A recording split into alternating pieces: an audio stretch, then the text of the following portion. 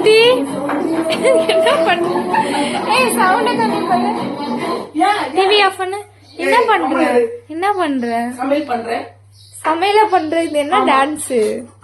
கொஞ்சம் mind relax ஆகுறதுக்கு. நீங்க அப்புறம் பாட்டு போல சவுண்ட் வச்சு ஆட மாட்டேனா? கம்மியா வைக்க வேண்டியதானே. இப்படி டான்ஸ் ஆரம்பினா உப்பு மிளகாத்தூள் அள்ளி போட்டு போயிடுற சாப்பாடுல. ஒரு நாளைக்கு போட்டு அதே சொல்லிட்டு இருக்கீங்க. ஒரு நாளைக்கு போட்டியா? தினமும் அததான் நீ போடுற. ஆனா இவ்வளவு வேலையை வச்சுக்கிட்டு டான்ஸ் ஆடுற பத்தியா? நீங்க எதுக்கு பாட்டு போல சவுண்ட் வச்சு கேக்குறீங்க? பாட்டு வச்சு ஆடுவியா? இப்படி இவ்வளவு வேலையை வச்சுக்கிட்டு ஆடுற. எவ்வளவு வேலை இருந்தா? ஆனா நீ ஆடல, குதிச்சுக்கிட்டு இருந்த. என்னமோ அதிர்தேன்னு வந்தோம் நாங்க. என்ன பில்டிங்ல அதிர்ந்தா? ஆமா அதிர்வே அப்படின்னு வந்தோம். நீங்க ஆடுனா மட்டும் அழகு, நான் ஆடுன அசிங்கமா? போகடி. நல்லாக்கா ஆடுனேன். நீ சொல்லக்கூடாது. எங்க ஆடுன? குதிச்ச. கொஞ்சம் மைண்ட் ரிலாக்ஸ் ஆகிறதுக்கா அதையும் இப்ப நிம்மதியா இருக்கக்கூடாது. நீங்க கிச்சன்லயும் வந்து சொல்லி நான் சமைக்காம போயிட்டா நீங்க அப்படியே பச்சையா கிடக்குறீங்க. அதனால செஞ்சு வச்சுருப்போம்.